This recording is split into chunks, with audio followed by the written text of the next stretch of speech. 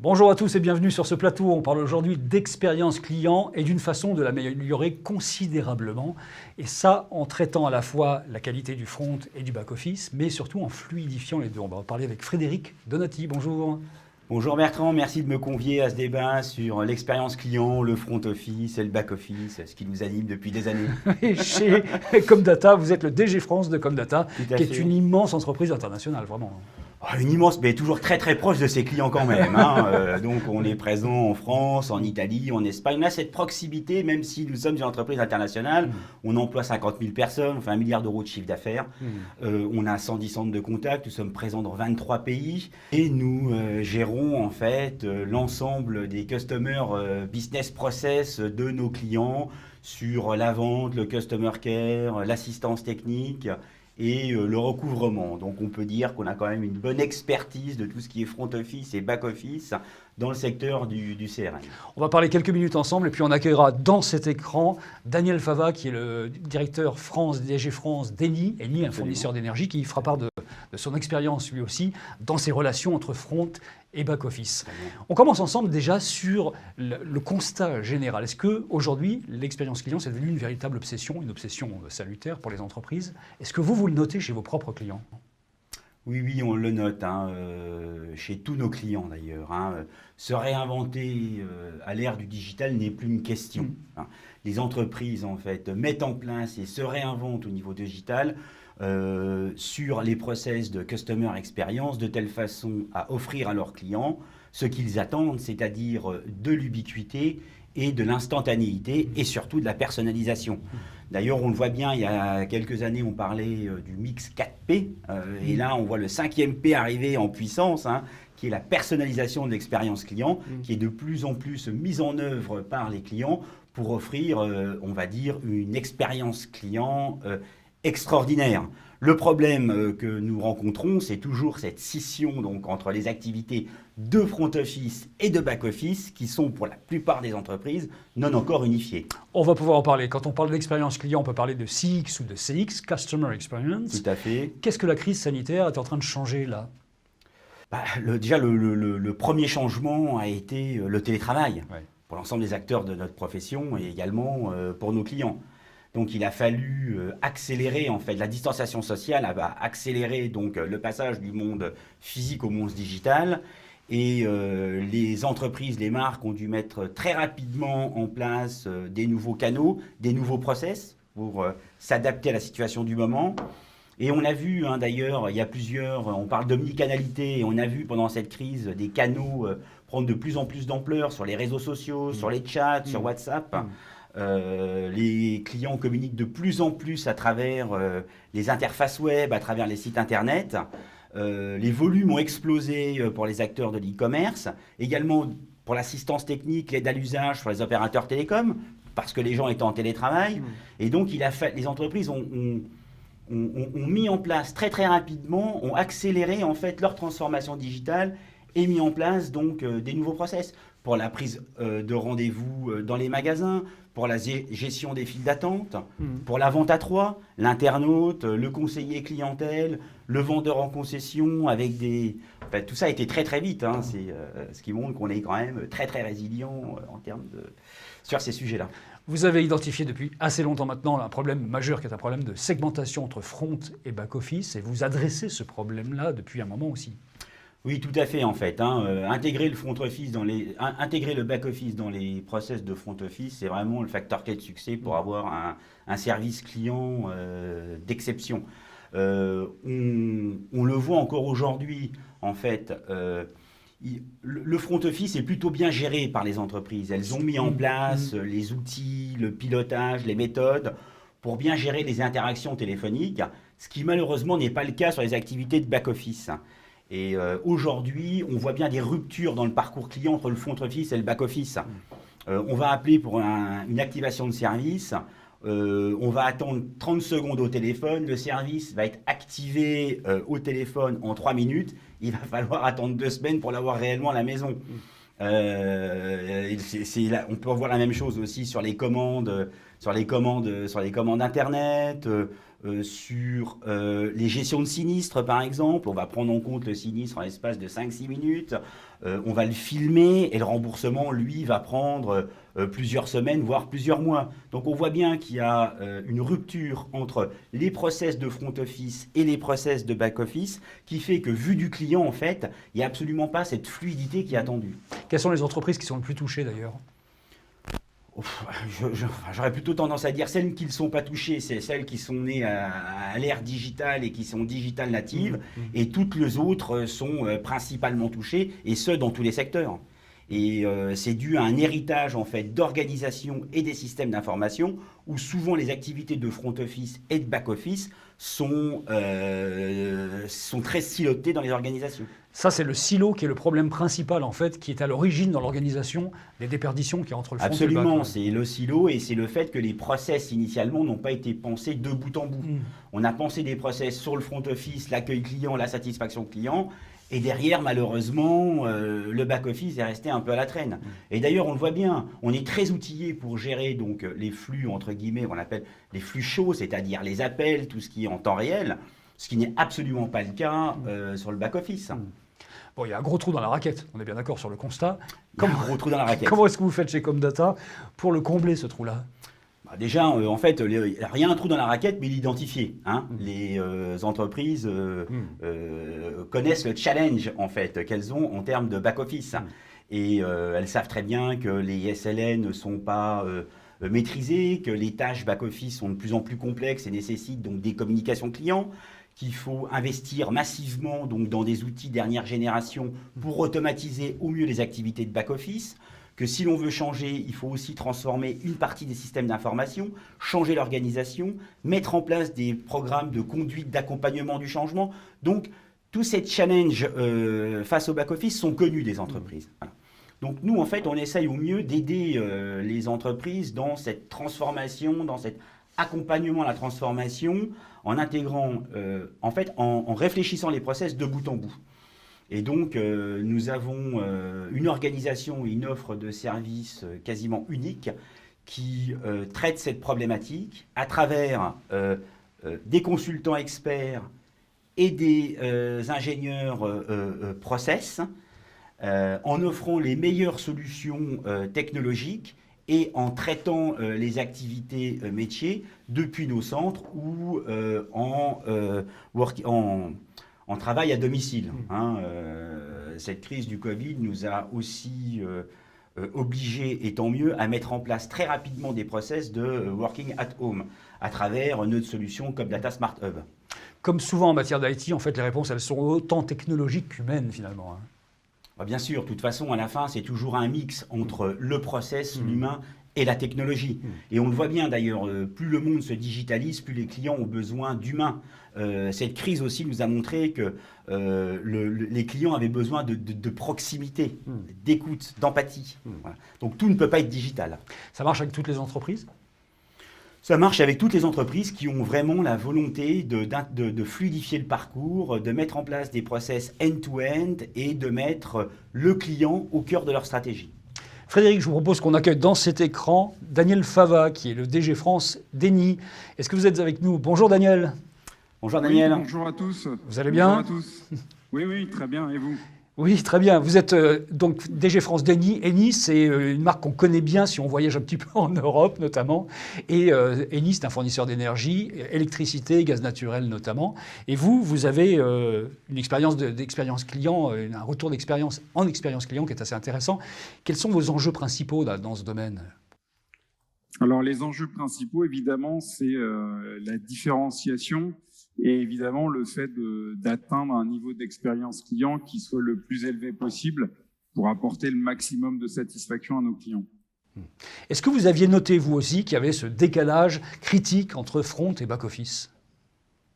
Oui, alors il y a un décalage et j'ai envie de dire qui est d'autant plus préjudiciable que, comme je le disais avant, nous, notre focalisation, elle est énormément tournée vers la satisfaction client et donc vers le fait d'offrir la meilleure expérience. Pourquoi ? Parce qu'en fait, en tant que fournisseur d'énergie, la différenciation par l'offre est très très difficile. Si vous regardez un petit peu le marché, si vous regardez les compétiteurs, vous vous retrouvez avec des offres très proches les unes des autres, où tout le monde essaye d'avoir évidemment des offres compétitives d'un point de vue tarifaire, essaye de faire rentrer du green et du renouvelable à travers les offres, essaye d'offrir de l'innovation à travers les extranets clients. Mais tout ça, finalement, d'un fournisseur à l'autre est assez proche. Donc la seule différenciation, ou en tout cas la différenciation la plus importante, c'est évidemment d'avoir un niveau d'expérience client le plus élevé possible. Et ça, c'est vraiment le point clé sur lequel on travaille. Alors oui, il y a un décalage quand on regarde entre les promesses offertes par finalement le front office et ensuite ce qu'est capable de faire le back office. Alors, ça tient à plusieurs choses. Très souvent, vous vous rendez compte déjà, c'est des équipes différentes. Donc, c'est un premier point. Le deuxième point, c'est que vous vous rendez compte souvent que c'est des équipes qui travaillent pas avec les mêmes outils, qui ont souvent pas les mêmes KPI, pas les mêmes indicateurs clés d'un point de vue de leurs engagements.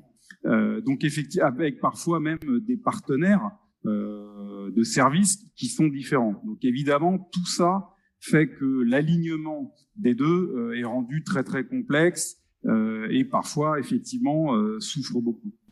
Daniel, comment est-ce que vous faites chez Eni pour fluidifier justement ce parcours entre front et back-office ? Alors, la fluidification, on essaye de l'apporter de deux façons. Une, on va dire, un petit peu plus traditionnelle, et d'ailleurs sur lequel Comdata nous aide pas mal, et une deuxième qui est un petit peu plus avant-gardiste et qu'on a commencé à mettre en place là aussi avec Comdata. Alors le premier qui est assez traditionnel, finalement, c'est quoi ? C'est que pour être le plus aligné, pour qu'un front office soit le plus aligné possible avec son back office en termes de promesses clients, il y a un indicateur qui est relativement clé aujourd'hui, c'est le once and done. C'est-à-dire, c'est la faculté qui a le service client à résoudre la problématique du client ou lui apporter une satisfaction au cours d'un premier appel et finalement au cours d'un seul appel. Ça, c'est évident qu'à partir du moment où on arrive à avoir un taux de once and done très élevé, ce qu'on a objectivement avec Comdata, ça permet finalement de fusionner le front et le back et de donner du coup une expérience client qui soit la plus satisfaisante possible pour le client. La deuxième chose qui est un petit peu plus d'avant-garde, c'est évidemment de travailler sur le bout en bout. C'est-à-dire plutôt que d'avoir une découpe des différents processus de gestion d'un client très souvent à l'acte, avec, je vous disais tout à l'heure, des problématiques d'outils, d'équipes, de mode de rémunération même qui est différent. Le but, voilà, c'est d'avoir une approche de bout en bout qui fasse finalement qu'une même équipe travaille sur un même outil avec des engagements clients qui soient vraiment complets et de bout en bout. Voilà, ça, c'est la meilleure façon d'assurer une expérience client la plus fluide possible. Vous êtes un fournisseur d'énergie. Est-ce que tout votre retour d'expérience que vous exposez, là, vous pouvez le transposer ou il pourrait être transposé sur d'autres secteurs d'activité, à votre avis ? Alors, oui, nous, en tant qu'énergéticiens, notre problématique, finalement, c'est d'apporter de la satisfaction avec nos clients et surtout de gérer des flux quels qu'ils soient, des flux de facturation, des flux de consommation, afin voilà, de garantir à minima la promesse qu'on a fait aux clients dans la phase commerciale. Donc, j'ai envie de dire, cette problématique-là, vous la retrouvez dans beaucoup de métiers. Évidemment, les utilities au sens large, hein, c'est-à-dire les énergéticiens, les fournisseurs d'eau, les télécommunications, évidemment, mais aussi des métiers comme la banque et l'assurance, sont très proches finalement de ce qu'on fait d'un point de vue de la gestion des flux. Où est-ce que vous en êtes de l'atteinte d'un CX optimal chez Eni ? Qu'est-ce qu'il faut faire encore ? Alors, ce qu'il faut faire, c'est au-delà de ce qu'on a déjà dit, c'est-à-dire travailler le plus possible le bout en bout, c'est évidemment d'utiliser les nouveaux outils à travers le big data et l'intelligence artificielle pour essayer en fait de segmenter, de définir des clusters de clients qui ont des besoins spécifiques. Et là, on vient toucher finalement à la personnalisation des attentes clients, de manière à être le plus à même de gérer de la façon la plus efficace possible toutes les attentes des clients. Donc, c'est sûr que le profiling client aujourd'hui associé à une gestion de bout à bout, c'est vraiment le Graal en termes de customer experience. Frédéric, qu'est-ce que vous retenez, vous, de l'expérience de Comdata avec Eni ? Écoutez, vous avez écouté Daniel, je crois qu'il a très bien compris la problématique du bout en bout entre le silotage des organisations front office et back office, les systèmes d'information qui sont différents, repenser les process pour simplifier justement les interactions clients et travailler le once and done, c'est-à-dire la résolution en première instance. Et il termine par le 5e P du mix marketing sur la personnalisation de l'expérience client, où effectivement de plus en plus on met de l'IA, on met de l'analytics pour mieux comprendre des clients et avoir une interaction qui est très personnalisée. Et c'est d'ailleurs ce qu'on a fait, c'est ce qu'on fait avec nos clients, grâce justement à cette organisation qu'on a mis en place, qui nous permet en fait de travailler les parcours clients, retravailler les processus. On a plus de 250 ingénieurs développeurs qui travaillent pour offrir les meilleures solutions technologiques sur les plateformes omnicanal, sur le bot, l'IA, les nouvelles technos, l'analytics et nos centres pour opérer. Et donc, ce que je retiens, c'est que je pense que Daniel et son équipe sont sur la voie qu'il faut prendre pour optimiser au mieux la customer experience. Merci beaucoup, Daniel, d'être passé dans cet écran depuis chez vous pour venir nous parler. On vous laisse retourner à votre travail. Merci beaucoup. À bientôt. Merci Daniel, merci. Bon courage, à bientôt. Merci beaucoup. Frédéric, on essaie de résumer un peu tout ce qu'on s'est dit depuis quelques minutes. Il faut soigner son front, tout le monde le fait globalement, mais il faut soigner son back. Il faut surtout repenser les process de bout en bout, de telle façon à offrir un parcours client simple et optimisé. Voilà. Travailler sur la simplicité, travailler sur le bout en bout et désiloter les organisations. Par quoi vous commencez quand vous arrivez chez Comdata, chez un client ? Par quoi il faut commencer précisément même ? Par un constat. Ouais. Voilà, très simplement. Un audit de l'existant. Donc on audite l'existant. On détecte très rapidement, parce que c'est notre métier, les processus qui sont irritants ou les discontinuités de process. Et ensuite, derrière, on travaille sur des recommandations. Voilà, on travaille toujours avec nos clients. Nous, notre métier, en fait, c'est d'être un intégrateur de savoir-faire, un intégrateur de solutions. En fonction d'un besoin client et d'un cahier des charges simple, c'est nous qui devons construire sa solution en mettant le back et le front et en proposant des process très fluides. Et on peut le faire grâce à nos experts en consulting, en process. On a quand même une panoplie d'outils digitaux de dernière génération. C'est notre métier, donc on le propose à nos clients et nos centres pour le traitement des opérations. On a parlé du retour d'expérience avec Eni. Est-ce que vous en avez d'autres à partager avec nous ? Bon, on a beaucoup travaillé avec Eni sur l'intégration donc du bout en bout, back-office, front-office, sur des sujets d'activation, sur des sujets de vente, sur des sujets de customer care. On a aussi beaucoup travaillé avec Sanofi, c'est-à-dire simplifier la vie des pharmaciens sur ses commandes, sur ses retours de livraison, où là encore, on a retravaillé les processus de back, de front. On a mis en place des outils. On a mis en place Sanofficine. Les 22 000 officines en France sont équipées d'outils qui leur permettent en temps réel de voir où sont leurs commandes. Et tout ça, en fait, c'est grâce à nos clients, c'est avec nos clients, nous les accompagnons dans cette transformation digitale et dans l'intégration des process de back-office, de front-office. Là où il faut encore aller plus loin, c'est ce que dit Daniel, c'est dans l'analytics. Bien comprendre, bien segmenter les clients pour mieux les servir. Dites donc, Frédéric, Comdata au départ c'était un centre d'appel. Vous êtes quand même légèrement réinventé, non ? C'est vrai, il a fallu se réinventer, et tant mieux d'ailleurs. On est passé, comme je l'ai dit, de centre d'appel à un centre d'intégration de savoir-faire et de solutions. Notre métier, c'est vraiment, en fonction d'un besoin client, de construire, grâce à notre savoir-faire et notre organisation, la solution avec les parcours, les process, les outils et les opérations métiers. Et effectivement, je le vois de plus en plus dans mes discussions avec mes clients, notre terrain de jeu est en train de changer, où de plus en plus nous sommes en compétition avec les grands acteurs mondiaux comme Accenture, comme Capgemini, comme Atos. Et l'avantage qu'on a, c'est qu'on est très expert dans le CRM et dans l'expérience client et dans la customer experience.